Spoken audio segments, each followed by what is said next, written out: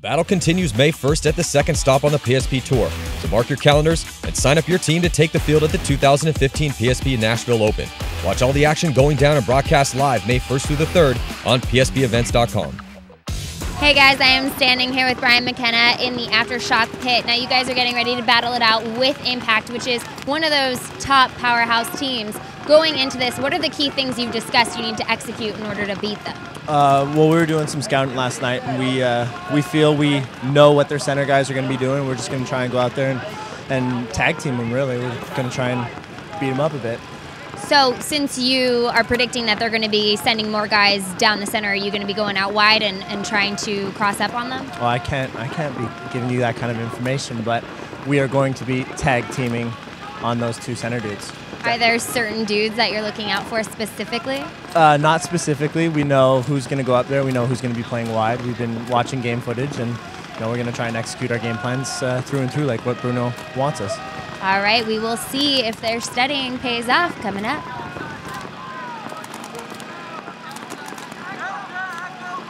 So good.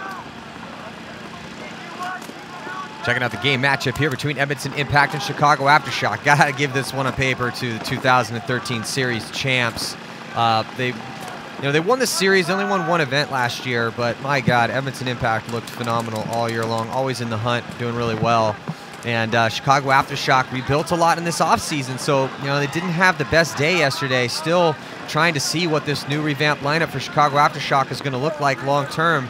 Well, hopefully they're going to keep all these players long term, but it's just going to take some time to figure out how these guys are all going to work together.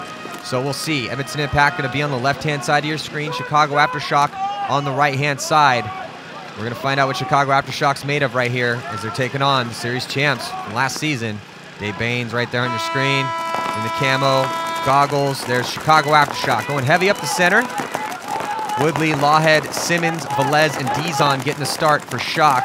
For Impact, it's Womet, Nick Laval, Justin Cornell, Rabakoff, and Dave Baines. Looks like Davey Simmons is going to catch one early off the Dorito side for Chicago Aftershock.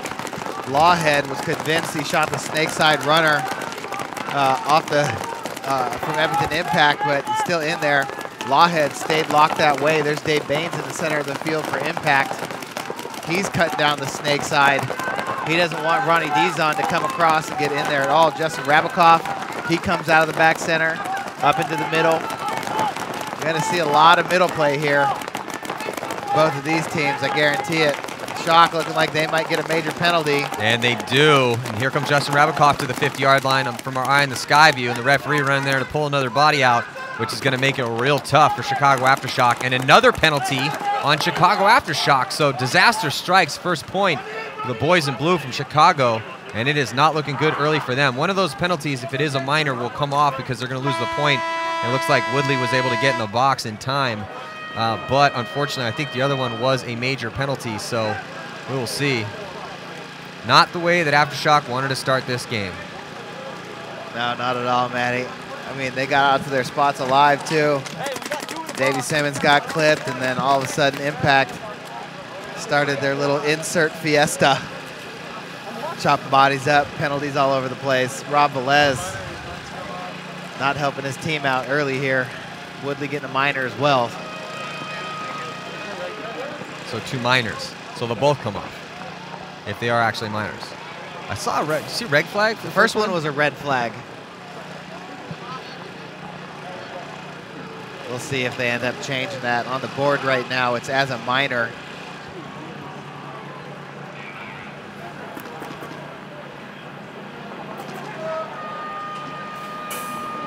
But let's get a ref update right now. We have two penalties on the play. Number one will be a minor for hit on the loader for Aftershock. The second penalty will be for number two, Aftershock as well, for a major, was hit in the ASA, playing on. So you can see the replay here as Rabakoff getting up there in the center, and here is Aftershock's line, so might be able to see where those penalties came. There was the first one. So he was hit in the ASA adapter right there, and you can see, boom, he's going to take that, and that's the first penalty, major. I'm sorry, did he say major or minor? Major. Yeah, so that's what I thought. All right, so major. And then the second one, minor. So, yeah, Aftershock blowing it here in the first point, getting some penalties. Only one of them is going to stay on the board, though. So they can get it right back here. All they need to do is shoot one player. That will even up the body count for Edmonton Impact. Edmonton Impact didn't lose a body in that last point. So it looks like I'm going to pause the clock real quick for another tech timeout. I think probably with the scoreboard. Impact ready to roll. Keith Brown, Zach, and Zane Yakimek, Chad Bougier, and Rainey Stanzik on the field for Impact. Man, every lineup for Impact. Well, when you're that deep and you're that stacked, and you're already up by one, why would you not, get everyone as many spins as they possibly can get? Yeah. And plus, there's no holes. Impact is a team with literally no holes. No one's bad on that team. They're not carrying any dead weight. Everybody's good. The Akmek brothers are awesome. Zach had an amazing year last year. Keith Brown, what a game he played yesterday, Todd, in his first game with Impact. He was chopping people up. There's Chad Bougier, number 7. Rainey Stanzak. These guys will be headed out to the Dorito side. Zane and Keith coming out here to the Snake side. Zach shooting, moving, and filling. As we get ready for the start of this point, under 20 seconds now. So let's see if Keith Brown can bring that same awesome game he had yesterday. He was getting it done in the Snake for Impact. He was also playing with, he just had the look of a guy who was out trying to prove something. The way the quick movements he had. Really like what I saw out of Keith Brown yesterday. Keith Brown out to the Snake side corner. Looks like Aftershock. Aftershock getting up in the middle of the field. Chris Sosine locking off the Snake side. Impact getting all 5 bodies out alive. They got 2 up in the middle. Chad gets into the Dorito. Rainey's in the can next to him. Zane up in the center in that tall tower shooting towards the Snake side. So looks like Sosine, Chris Sosine for Chicago Aftershock getting shot out of the center. So does John Woodley. Woodley's going to take the walk. So body's starting to drop here. Not looking good for Aftershock. And still 1 minute and 7 seconds left on that major penalty. Impact slowly but surely pressing up. Not much in the Snake yet, but as Keith Brown had got shot early by Chris Sosine. But here comes Impact in the center, past the 50-yard line. And not looking good for Aftershock early on. Rainey Stanza going to run the flag in and touch it up. So both squads playing solid early on for Edmonton Impact, Todd. Yeah, there's Rainey Stanzak getting a check right there. He and Chad Bougier just blew that side. Came down and ran down that last body over there in the Dorito 1. There's Mikey Bruno, Coach Mikey Bruno, old school Aftershock player, talking to Todd Adamson. And they're trying to figure out what they need to do play-wise to counter. And wow, Todd, Chad Bougier going up on that D side of the field, just chopping bodies up. Shot Cliff Ginner, shot Chris Sosine, John Woodley, and AJ Lawhead for a 4-pack, 4 confirmed kills for Chad Bougier, playing his second game with Edmonton Impact, coming over from Tampa Bay Damage. Both him and Keith Brown picked up from Tampa Bay about a week after the World Cup.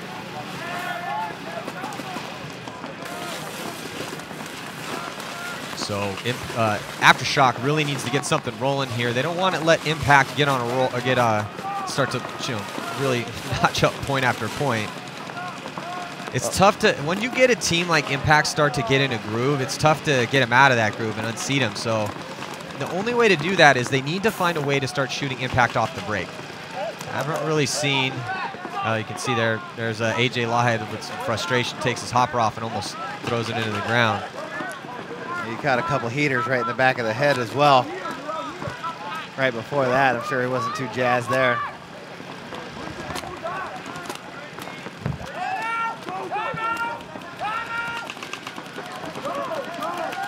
This game brought to you by Planet Eclipse. Aftershock was the star of the roster last year. If you haven't seen that documentary series, you definitely want to check it out. Gives you a look behind the scenes. And shooting those Geos, the LV1s. So now, off the break. Looks like Impact rolling their gun. They do lose a body, though. Velez still in the box for 25 more seconds for Shock. Body coming off for Impact. 4 bodies alive, but Todd Adamson gets shot out for Chicago Aftershock. So 3 bodies for Shock, 4 for Edmonton Impact. Dave Baines comes charging up the center. We got Justin Cornell out wide on the snake side. Just waiting, talking. And now coming out of the box, Rob Velez able to get out alive. Goes towards the D side of the field. Woodley still alive here. Left-hand portion of your screen towards the snake side. It's evened up on body count. 4 on 4. McKenna, Velez, Sosine, and Woodley for Shock. Lamet, Cornell, Baines, and Rabikoff. Nobody in the snake for either team. Haven't seen the snake really played much at all here in the first couple points. Todd? No, they're just shooting their guns, making short bumps, trying to win gunfights. It's tough to run in the mud, and when teams can just turn around and gun you down, it's tough to get out wide. You think they're intentionally staying out of there, or just haven't really? Keith Brown went towards that side, but ended up getting shot out of the back corner. Well, you got a lot of really smart guys on Impact, you know, that can see the lanes, you know, read what's happening. And if they're shooting bodies on the break like they have been, then don't need to risk the bodies. They'll just get those kills and then make smart bumps when it's a lot easier. Wait for the distractions. So they're still pushing up pretty hard on that Dorito side. Joshua Met makes a bump out to the Dorito, the mini Dorito.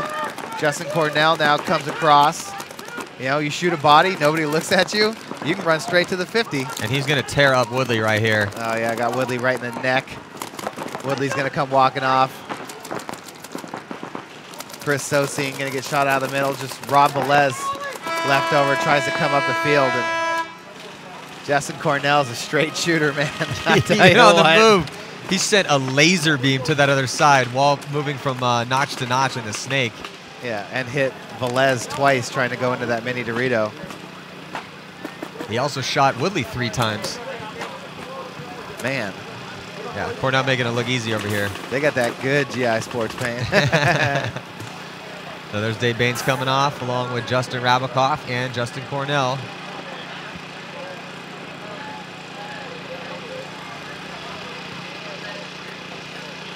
So still a ton of time here for Shock, but man, it's not looking good. You know, they're getting penalties. They're getting beat to the punch. They're not shooting as many players off the break as Impact is. They got to change something up here. Let's check in with Lauren Kelly. Hey guys, I'm here with Coach Bart Yakimek. Now, you guys are over here, all of you, watching Chicago Aftershock's breakouts every time and discussing them. When you predict or can anticipate that they're sending 2 to 3 guys down the middle off the break, what kind of play do you want to run off the break to make sure you can get those kills? Well, sometimes what we're seeing is that they'll use the middle quite a bit, which is what they're doing right now. So they're staying alive, which is okay. In a sense of their game plan, we just have to adjust to that middle shot again. So we start looking for the shot back up the middle, forcing them either to give it up and start going wide again. And if we can get out wide, like we tried the last point, we lost the guy going wide because they're doing up that middle play. So we got to sort of tuck it back in. Now, in your opinion on this field layout, is the middle the strongest area of the field to be on? You know, I think it's tough because of the conditions. Running in that is not that easy. So initially it's outside, but right now it's the inside. I think we got to stay inside a little stronger, a little longer, and wait for that kill and then get out. All right, well, right now, Impact is up 3 points, 3-0 against Aftershock, so we'll see if they can keep it up. Stay tuned. Thank you.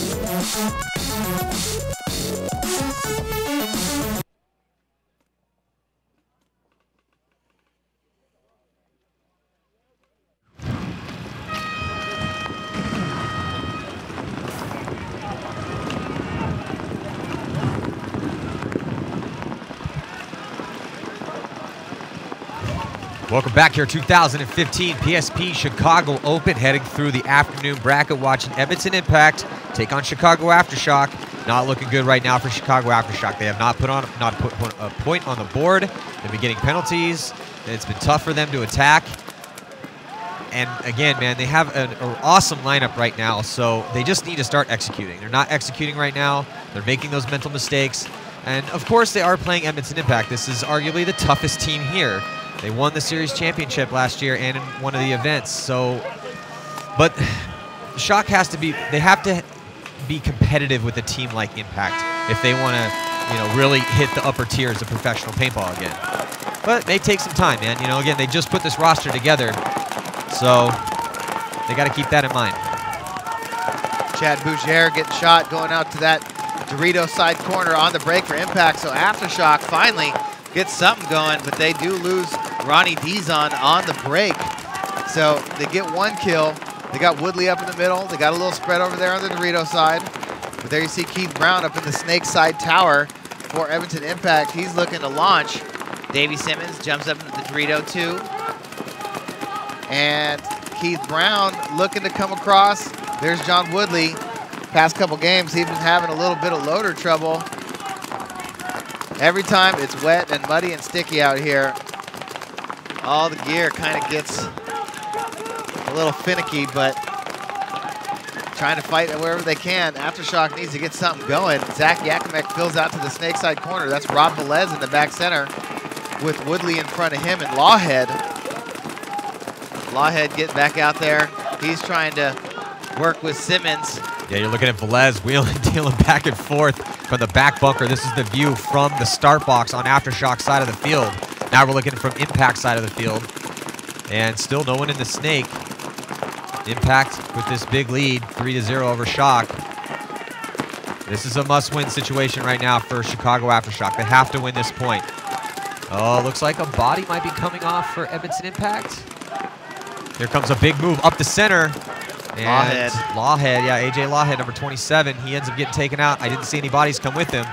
Zach Yakimek did get shot off this Snake side, and it looks like they lose Zane Yakimek as well.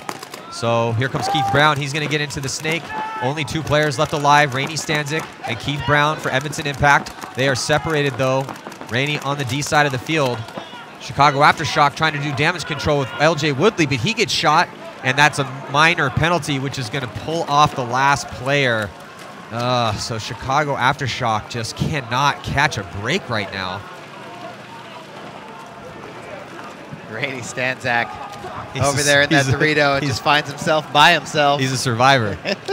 He's going to make it. Yeah, he's a rambling, gambling man. He's a survivor. Rainey Stanzik, poker player extraordinaire, scared paintball gunfighter. Money, right? Yeah, scared money don't make money.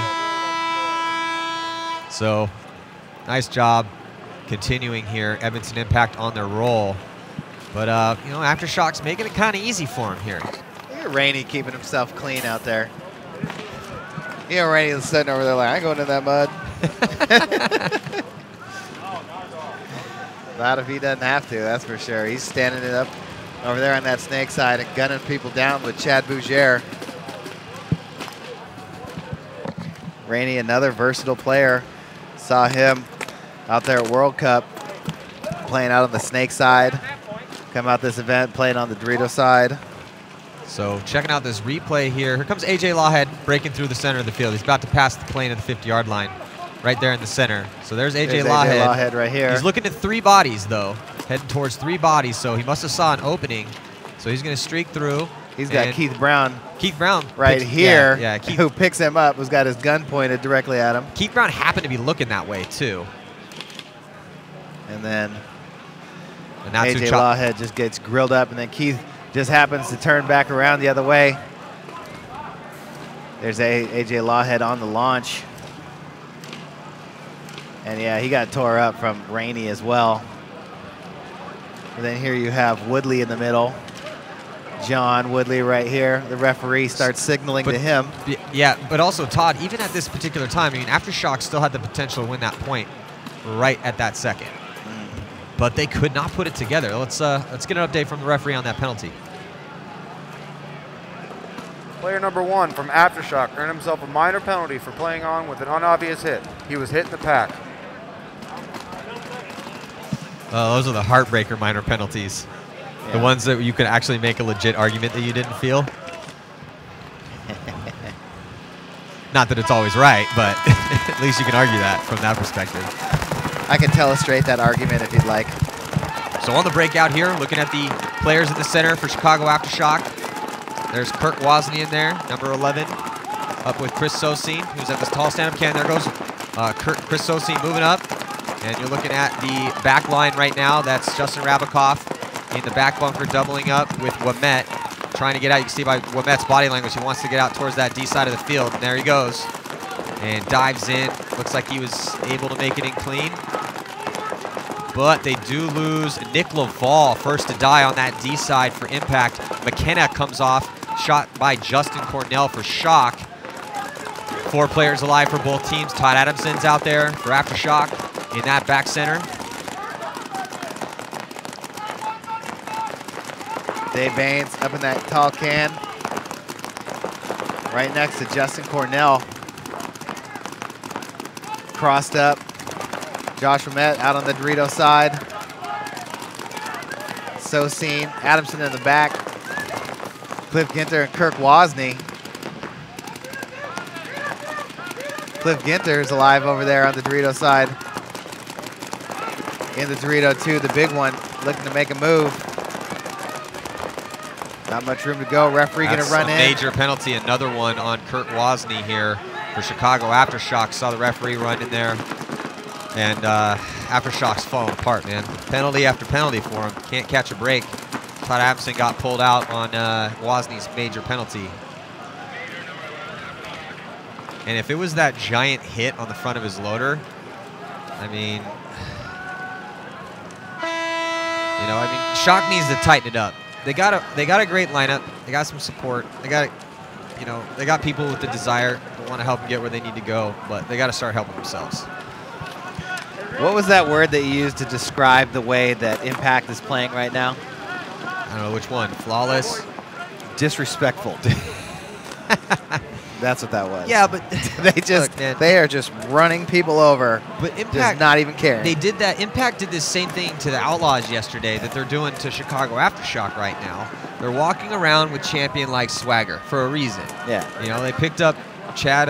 They picked up Chad Bouzier and Keith Brown. They're both playing great. They already had an amazing lineup to start with.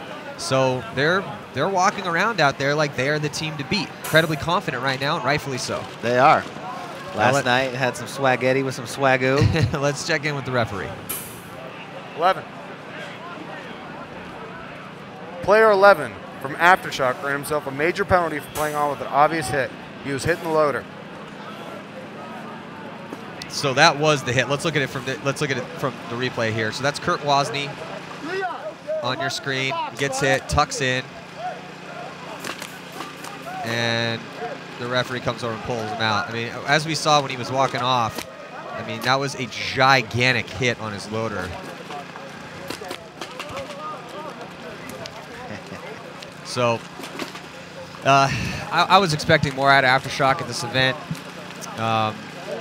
Really frustrated. They keep getting a ton of penalties. But, Shock's one of those teams that I'm just waiting for them to break out of their shell. I mean, last year we saw signs of brilliance from them at the first event. Remember, they took third at the first event last year and then struggled for the rest of the year.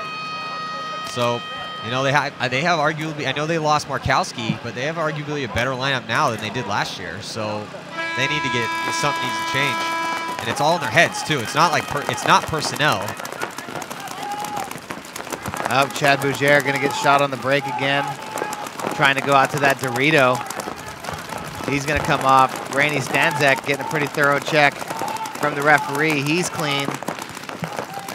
So Aftershock, they did get a body. There's Zach Yakimek, number 10 on your screen. Over here, he's in the center tower. Got Keith Brown behind him. Kirk Wozni still in the box. Rainey Stanzak, he shoots a body and then takes off, but then he gets clipped. 3 bodies left alive for Edmonton Impact. Zane Yakimek coming across to the Dorito side. Looks like he's up on his feet looking to move. There's Keith Brown and Zach Yakimek standing up in that tower. Here's the spread for Shock in that center can, going back and forth. Ronnie Dizon in the center tower. John Woodley in that back center. He's got his gun over here on Keith Brown. Keith Brown playing the outside. So this is a much closer point than we've seen thus far. AJ Law had Dizon and Woodley alive. It's 3-on-3. Yakimek, both Yakimek brothers and Keith Brown alive for Edmonton Impact. But Keith Brown is the only player really on even close to the snake, either team. So if he can somehow sneak in there, and here comes Wozni getting out of the box, goes D-side, dives in, lays out, and ends up getting clipped as he tries to get in. So that was a huge kill right there for Edmonton Impact, able to take out Kurt Wozni. So it sends it back to 3-on-3. If he had got out alive and Shock was able to win this point and win it quick, only down by 4 with maybe 8:30 left, that might have a different game. But I just don't understand why you go take off running out of the box when you can just step in bounds into the back center, shoot your gun. And Woodley's back there, but still, I mean, it gives you a little bit better chance. There's room. So you're looking at the back line right now. 3 players left alive, stuck in the center for Aftershock. And Keith Brown he's not in a hurry because he doesn't need to be in a hurry. They're up by 5 points. And so they're going to just do this, shoot a couple guys out. Here comes Zach Yakimek hunting in the center on a run through, and it looks like he got Woodley as well. So it is not looking good for Shock. No, it's looking something. It ain't good though. Still 8-16 left to play here in this game. But Impact 1 point away from a flawless victory here. Flawless victory. So, and then after this match, we're going to have Red Legion going to take on AC Dallas. And then Damage will play their last game against 187 Crew. Aftershock and Outlaws, and then Impact and Infamous to end the day. That should be a good one. Yeah, I'm excited to see that one. Yeah, especially, both those teams, championship hopes, and looks like they're both going to be in. If Impact can hold on to win this game, there's a chance that could happen. So, look at this replay here on the screen as there's Zach Yakimek launching, and he's going to come through. One already came off. He gets one right here, and then gets Woodley to finish off that set. Nice job by Zach Yakimek. Zach's really coming to his own past couple seasons. He looked awesome last year, still looking awesome this year. Yep, he made that read really well. He knew as soon as he shot Lawhead that all he had to do was take a step out, get on his high horse, and run right through. Just galloped right through the middle of the field and just clapped those 2 dudes up. Impact just has so many assets. These guys just Bart Yakimek's really put together an amazing team, and they're a favorite again to win that series title, Todd. I know. Get that big $10,000 series title check at the end of the year. Extra little bonus. No, they got it last year. They're gonna try to get it again this year. I'll take that.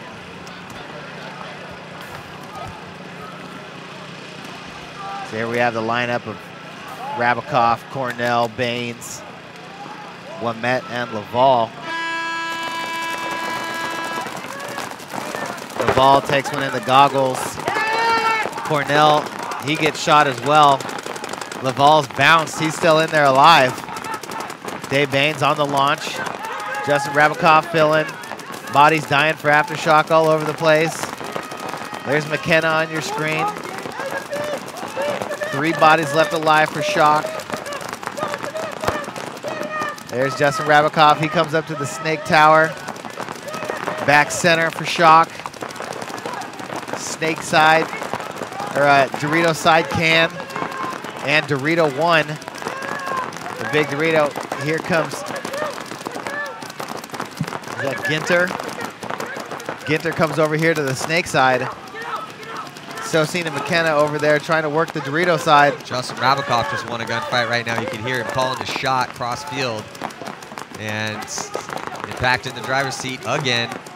Shock just not able to catch a break. Justin Rabikoff shooting Todd Adamson and Cliff Ginter. Dave Baines taking out the Swede, Jacob Tilkanen.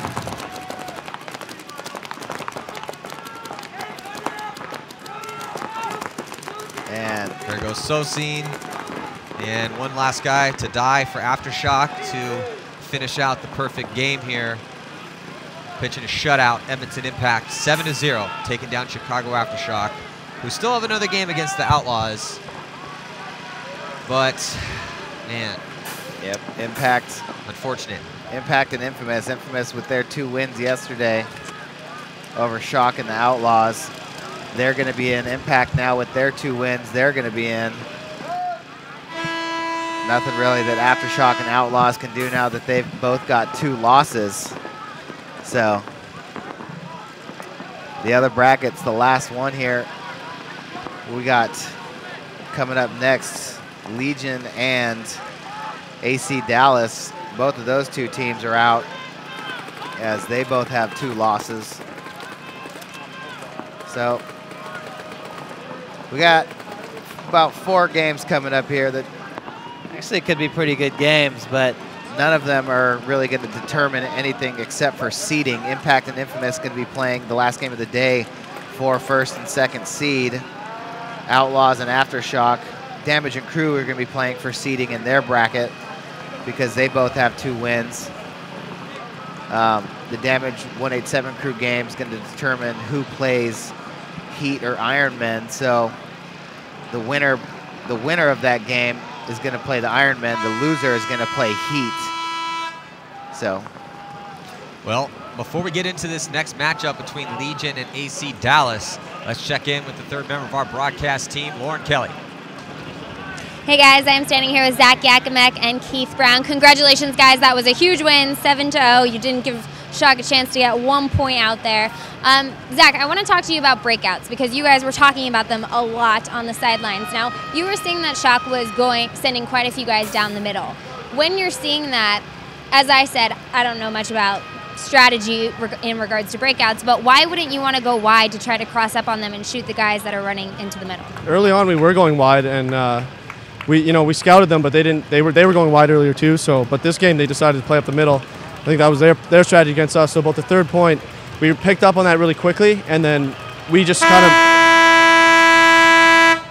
moved wide a little bit more methodical and slowly. And then when we got wide, we completely trapped them, and it didn't let them move out at all. And then actually throughout the game, we ended up going up the middle quite a bit more too. So I think the way to play that is to match their middle move with another middle move. If you are matching and both sides are running heavy down the middle, is it harder to then get kills right off the break? Oh yeah, like you're not going to shoot people as easy because the widest they went was the first Snake Temple on our side. So that guy's, I mean, you can shoot him, but it's a lot easier to shoot a wide body than it is a close guy. In that 6th point, you had a great run through to get the remaining Shock players out. What are you looking for timing-wise, since timing is everything when it comes to those kind of run-throughs to be successful? Well, first of all, we were waiting for the guy to come out of the box. And I knew my brother was on the field. I mean, he was in the first Dorito, so he could shoot the guy on the right side, and I could shoot the guy on the left side, whichever side he came out. Turns out Zane shot him moving out to the right, and then I knew the move was open because there was only 3 guys left up the middle. So I came and made my wrap, shot the can guy out, and then the 2 guys were in a line, and it's pretty easy when they can't see you coming. Yeah, well, you guys played some smart paintball. Keith, I wanted to talk to you about the snake because we really didn't see any snake plays really in that entire match. Why do you think that was? Well, a little bit has to do with the mud. We can't really get our footing out here, so going a little bit shorter. And the way they were playing the field, going up the middle, they had really good guns on shooting us going out wide. So we just played a little bit slower and let the game come to us. How difficult is it to get into the snake if you know that the other side is going to be running those heavy middle plays? Well, it makes it really hard because there's a lot of stuff up in the middle, and we don't really know where they're at some times. So we just have to kind of pick and choose when we can make the moves. All right. Well, Impact won that one against Shock 7-0. Stay tuned for more.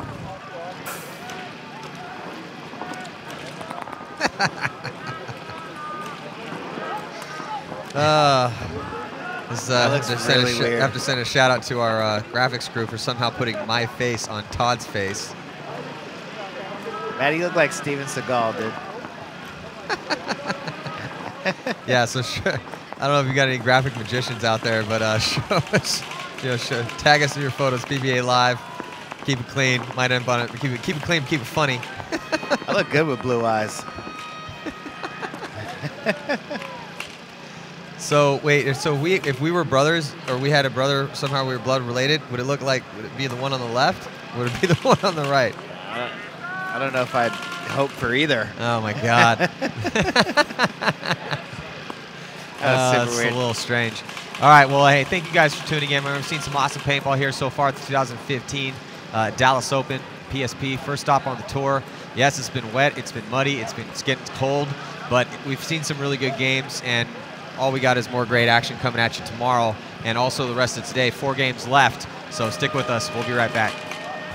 Mark your calendars and get ready for the battle at the upcoming stops on the 2015 PSP Tour.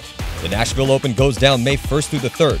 Mid-Atlantic Open June 18th through the 21st. The Chicago Open takes place August 7th through the 9th. And the biggest paintball tournament on earth, the PSP World Cup, runs October 15th through the 18th. Sign up your team now and get into the fight.